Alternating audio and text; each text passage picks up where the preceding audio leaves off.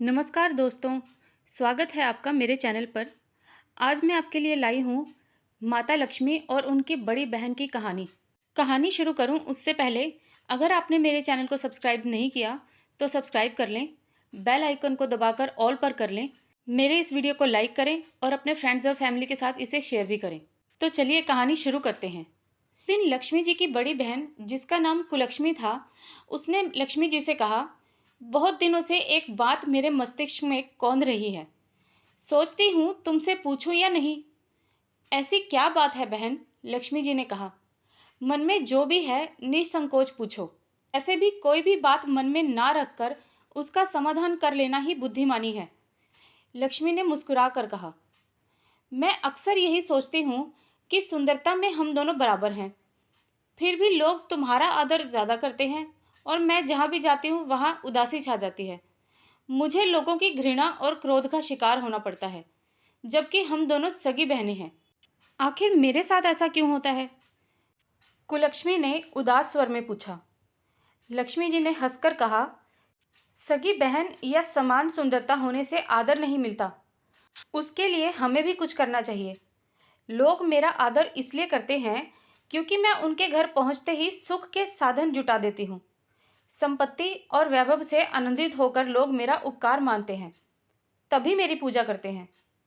और तुम्हारा हाल यह है कि जिसके यहाँ भी जाते हो उसको गरीबी, रोग और आपदा सहनी पड़ती है। इसी वजह से लोग तुमसे घृणा करते हैं, कोई आदर नहीं करता। आदर पाना है तो दूसरों को सुख पहुंचाओ। कुलक्ष्मी को लक्ष्मी जी की बात चुभ गई। उन्हें लगा कि लक्ष्मी को अपनी महिमा का अभिमान हो गया है। उन्होंने तड़प कर कहा, लक्ष्मी, तुम मुझसे हर बात में छोटी हो, अवस्था में भी और प्रभाव में भी। मुझे उपदेश देने का विचार भी ना करो। अगर तुम्हें अपने वैभव पर अहंकार है तो मेरे पास भी अपना एक प्रभाव है। अगर मैं अपनी पर आ जाऊं तो तुम्हारे करोड़पति भक्त को भी पल भर में भिखारी बना दूं। लक्ष्मी जी को हंसी आ गई और कहने लगी, बहन, तुम बड़ी हो इसलिए कुछ भी कह लो, लेकिन जहां तक तुम्हारे प्रभाव की बात है, मैं तुमसे कम नहीं हूं। जिसको तुम भिखारी बनाओगी उसे मैं दूसरे दिन रंक से फिर राजा बना दूंगी। इस पर कुलक्ष्मी ने क्रोधित होकर कहा, और तुम्हें भी मेरी महिमा का पता नहीं है। जिसकी तुम सहायता करोगी मैं उसे दाने दाने के लिए मोहताज कर दूंगी। फिर लक्ष्मी जी ने कहा, देखो बहन, दाने दाने के लिए तुम उसे मोहताज कर सकती हो जिससे मैं रूठ जाऊं। जिस पर मेरा आशीर्वाद ना हो उसका तुम कुछ भी बिगाड़ सकते हो, परंतु जिस पर मेरी कृपा दृष्टि है उसका कोई बाल तक बांका नहीं कर सकता। अगर तुम अपना प्रभाव दिखाने को इतनी ही उतावली हो रही हो, कल अपना प्रभाव दिखाकर देख लेना। कुलक्ष्मी ने क्रोध में बोला। फिर लक्ष्मी जी ने कहा, ठीक है। पास ही अनुराधापुर है, उसमें एक ब्राह्मण रहता है, दीनानाथ। वह रोज मंदिर पूजा करने जाता है और मेरा पक्का भक्त है। उसी पर हम अपनी अपनी महिमा दिखाएंगे। कुलक्ष्मी को ताव आ गया और उसने हाथ झटक कर कहा, ठीक है, देख लेना, कल तुम्हारा सिर ही झुक जाएगा। कहकर वह एक और चली गई। लक्ष्मी जी वहीं खड़ी रही और अपनी ज्येष्ठ बहन के क्रोध और अहंकार पर मुस्कुराती रही। दूसरे दिन दोनों बहनें अनुराधापुर के विष्णु मंदिर में पहुंची। उन्होंने वेश बदल रखा था। साधारण स्त्रियों की तरह वे दोनों मंदिर के द्वार पर बैठ गई। लोगों ने उनकी तरफ देखा जरूर, लेकिन किसी ने उनकी ओर कोई खास ध्यान नहीं दिया। ध्यान देने वाली कोई खास बात भी नहीं थी। वह मंदिर था और वहां हर रोज दीन दुखी आते जाते रहते थे। वहां आने वाले सभी किसी न किसी परेशानी में घिरे रहते थे। फिर भला उन्हें किसी दूसरे की परेशानी से क्या सरोकार हो सकता था? थोड़ी देर बाद वहां दीनू पंडित आया। दोनों बहनों ने उस पर अपनी नजरें जमा ली। पूजा करके जब वह लौटने लगा तो ज्येष्ठा ने कहा, लक्ष्मी, वह तुम्हारा भक्त आ रहा है, बन पड़े तो कोई सहायता कर लो। हाँ हाँ, करती हूँ। ये कहकर लक्ष्मी जी ने एक बांस का टुकड़ा दीनू के रास्ते में रख दिया, जिसमें सोने की मोहरें भरी हुई थी। ज्येष्ठा ने बांस को छूकर कहा, अब तुम मेरा प्रभाव भी देख लेना। पूजा करके लौट रहे दीनू ने रास्ते में पड़ा हुआ वह बांस का टुकड़ा उठा लिया और उसका विचार यह था कि वह किसी काम में आ जाएगा। घर में 100 जरूरतें होती हैं। अभी वह पंडित कुछ ही दूर बढ़ा था कि उसे एक लड़का मिला। लड़के ने पहले पंडित जी से राम राम की, फिर बड़ी ही नम्रता से बोला, पंडित जी, मुझे अपनी चारपाई के लिए बिल्कुल ऐसा ही बांस चाहिए था। दादाजी ने यह कहकर भेजा था कि जाओ बाजार से बांस लेकर आओ। ऐसा बांस पंडित जी कहाँ मिलेगा?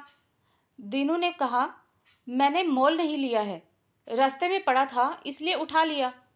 लो, तुम्हें जरूरत है तुम ही रख लो, वैसे बाजार में 1 रुपए से कम का नहीं मिलेगा। लड़के ने चवन्नी देते हुए कहा, मगर मेरे पास तो यह चवन्नी ही है पंडित जी। अभी तो आप इसे ही रखिए, बाकी 12 आने शाम को दे जाऊंगा। पंडित जी वो चवन्नी लेकर बहुत खुश हुए और सोचा कि बिना किसी मेहनत के 1 रुपया कमा लिया। दीनू पंडित ने वो बांस का टुकड़ा लड़के को दे दिया और वो चवन्नी डोलची में रख ली। मंदिर के पास खड़ी दोनों बहनें ये सारी लीला देख रही थी।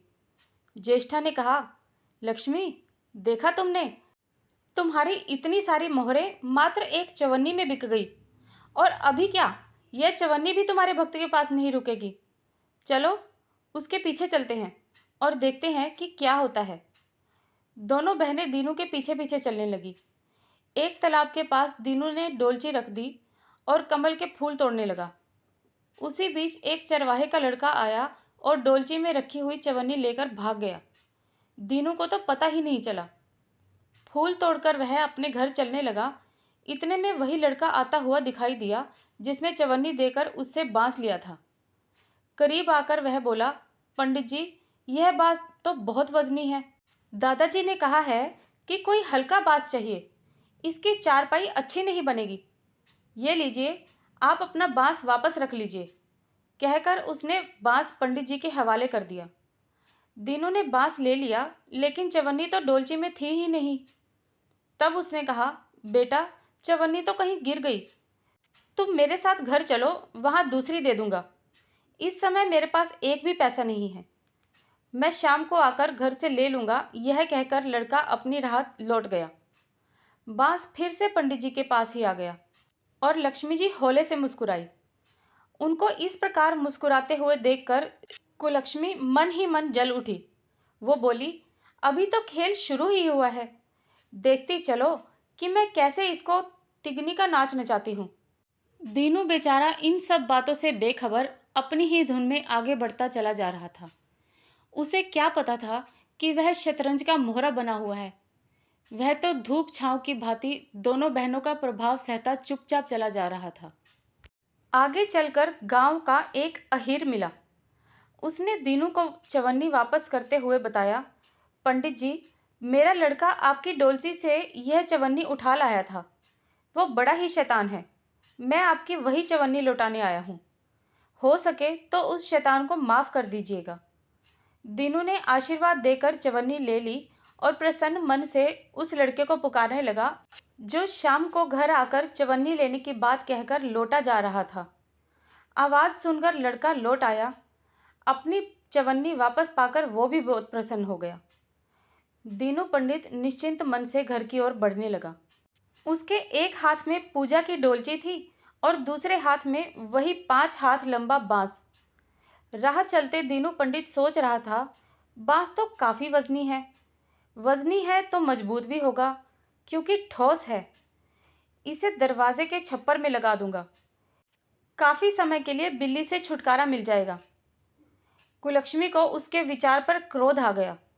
लक्ष्मी जी के प्रभाव से दीनू को लाभ होता देख वह मन ही मन बुरी तरह जली जा रही थी। जब उन्होंने देखा कि पंडित जी का घर करीब आ गया है, तो कोई उपाय ना पाकर उन्होंने दीनू को मार डालने का विचार किया। उन्होंने कहा, लक्ष्मी, धन संपत्ति तो मैं छीन ही लेती हूं, अब तुम्हारे भक्त के प्राण भी छीन लूंगी। देखो वह किस तरह से तड़प तड़प कर मरता है। और वह तुरंत सांप बनकर दीनू की ओर दौड़ पड़ी। लक्ष्मी जी को तनिक भी घबराहट नहीं हुई। वह उसी तरह खड़ी मुस्कुराती रही। सहसा दीनू चौंक पड़ा। एक भयानक सांप फन उठाए उसकी ओर झपट रहा था। प्राण तो सभी को प्रिय होते हैं, उपाय रहते कोई अपने आप को संकट में नहीं पड़ने देता। दीनू ने पगडंडी वाला रास्ता छोड़ दिया और एक और भागने लगा। लेकिन सांप बनी ज्येष्ठा उसे भला कहाँ छोड़ने वाली थी। वह तो उस गरीब के प्राणों की प्यासी हो चुकी थी। वह भी दीनू के पीछे पीछे दाएं बाएं बराबर दौड़ती रही। दीनू घबरा गया। उसने हाथ जोड़कर कहा, हे नाग देवता, मैंने तुम्हारा कुछ नहीं बिगाड़ा। शांति से अपनी राह लौट जाओ। आखिर क्यों मुझ गरीब के पीछे पड़े हो? व्यर्थ में किसी ब्राह्मण को सताना अच्छी बात नहीं है। लेकिन वह नाग तो कुलक्ष्मी का रूप था, जो दीनू को किसी भी तरह से डसना चाहता था। प्रार्थना पर कुछ भी ध्यान ना देकर वो सांप फुंकारता हुआ झपट पड़ा। जब दीनू ने देख लिया कि बिना संघर्ष किए अब जान नहीं बचेगी, तो उसने प्राण रक्षा के लिए भरपूर जोर लगाकर वही बांस सांप के ऊपर दे मारा। धरती से टकराते ही बांस के दो टुकड़े हो गए और उसके भीतर भरी हुई मोहरें खन खनाकर बिखर गई, जैसे लक्ष्मी हंस रही हो। इतनी मोहरें देखकर दीनू के मुख से हैरतपूर्ण चीख निकली, अरे! और फिर थोड़ी देर के लिए वह ठगा सा खड़ा आंखें फाड़े उन मोहरों की ओर देखता रहा। एक पल के लिए तो वह सांप को भी भूल गया था। परंतु जैसे ही उसे झटका सा लगा, सांप का ध्यान आते ही उसने अपनी गर्दन उसकी ओर घुमाई, तो देखा कि बांस की चोट से सांप की कमर टूट गई है और वह लहूलुहान अवस्था में झाड़ी की ओर भाग रहा है। उसके बाद उसका ध्यान फिर मोहरों पर लौट गया और कहने लगा, तेरी जय हो लक्ष्मी माता, तेरी जय हो। जीवन भर की गरीबी आज तूने दूर कर दी। तेरी महिमा कौन जान सकता है। चलो अब घर बैठकर तुम्हारी पूजा आरती करूंगा। और फिर जल्दी जल्दी उसने सारी मोहरें अंगोछे में बांध ली और लंबे लंबे कदमों से घर की ओर चल दिया।